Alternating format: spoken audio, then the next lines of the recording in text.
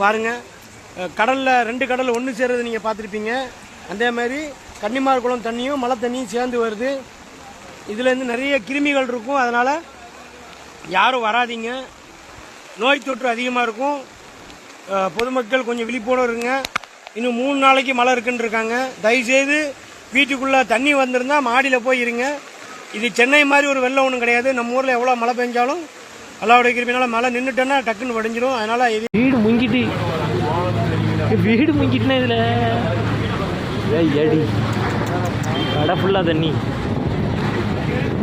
அப்பா தெருக்குள்ள எப்படி போகுது?